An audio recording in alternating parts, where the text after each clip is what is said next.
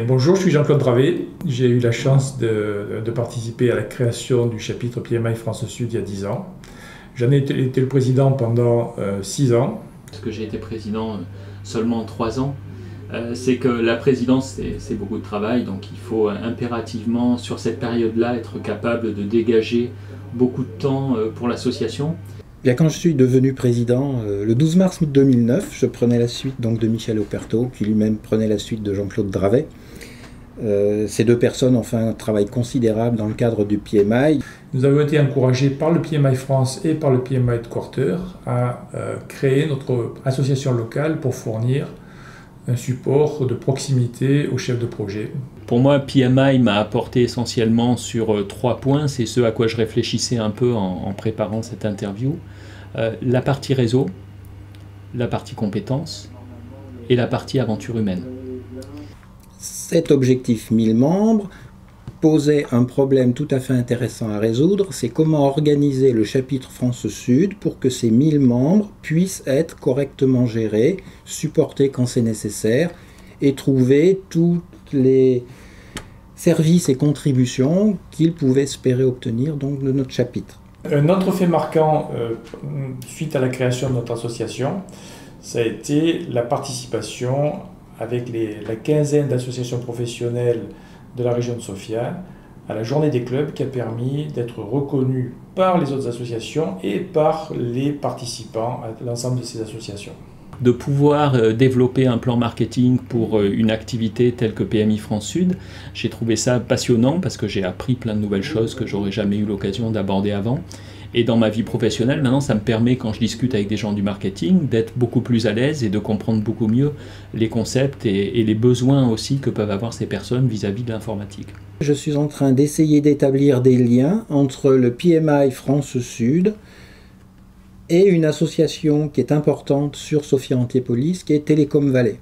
Le résumé du résumé de ces 10 ans, c'est d'une part une douzaine d'awards que le PMI nous a décernés, dont le plus prestigieux, le Best Chapter of the Year, que nous avons eu 3 fois en 10 ans. Aucun chapitre dans le monde n'a atteint ce score-là. Nous avons eu également 2 Volunteer of the Year sur 2 années consécutives qui démontrent le dynamisme de nos adhérents et de nos membres du comité de direction. D'autre part, j'ai rencontré plein de chefs de projet, des chefs de projet de différentes industries que j'aurais sûrement pas rencontrés sans mon activité de président de PMI, puisque je n'aurais pas eu tendance à fréquenter ces milieux-là, des chefs de projet qui viennent d'environnements complètement différents. Un deuxième point qui me semble important, c'est la mise en place de nouveaux outils qui sont suffisamment ouverts pour que tous les membres du chapitre, tous les membres des commissions, tous les membres du conseil d'administration puissent publier exactement comme ils le souhaitent, l'information qui leur paraît intéressante au moment où ils l'écriront. Parmi le développement de notre association, ça a été la présence du management de projet dans les grandes écoles et dans les universités. Depuis presque 10 ans, nous avons fait de nombreux efforts pour instaurer et développer des modules de management de projet. Et maintenant, nous avons plus de 10 écoles dans la région France Sud qui sont partenaires du PMI, qui ont mis en place les formations et qui amènent des étudiants jusqu'à la certification CAPM ou PMP quand l'expérience est là. Donc au niveau aventure humaine, j'ai bien sûr travaillé de manière très proche avec les membres du bureau PMI, aussi bien quand j'étais vice-président et que ensuite j'ai été président pendant quelques années.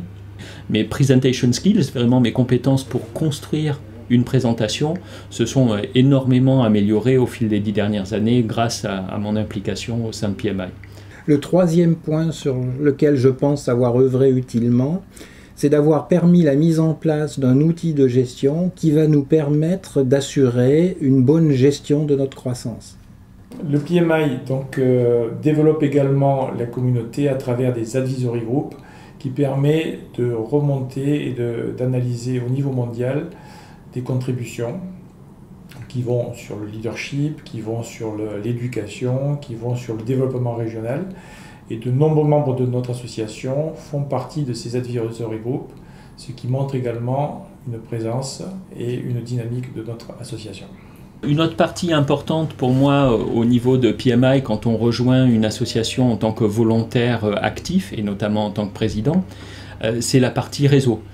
Forcément, son réseau s'étoffe parce qu'on rencontre beaucoup de gens et ça permet de créer des liens avec ces personnes à un moment un peu privilégié où finalement on n'a pas un besoin, on n'a pas quelque chose à leur demander.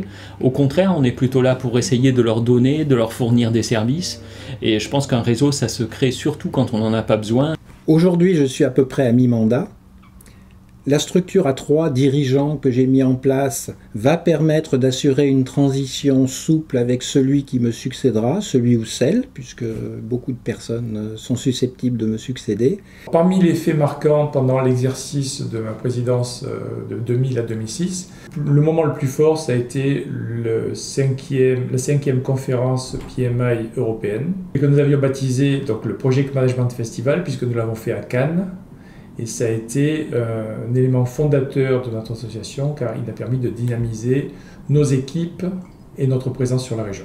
J'ai créé un blog, un forum de discussion, j'ai fait plein de présentations dans des forums chez nous, ici à Sofia, mais aussi à Lyon, à Grenoble, à Marseille, à Toulon. Finalement, tu as autant d'importance quand tu es vice-président que quand tu es président. En réalité, c'est une équipe qui travaille dans un board.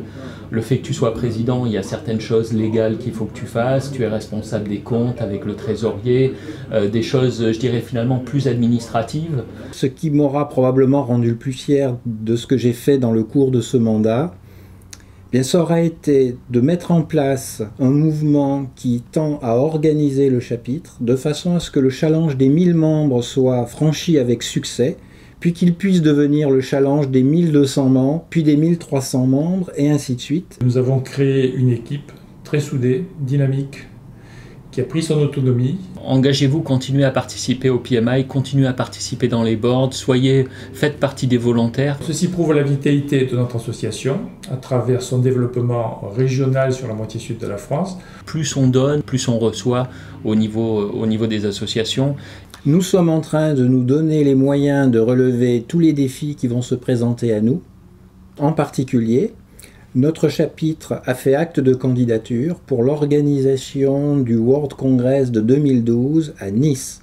Et ça, c'est un sacré défi.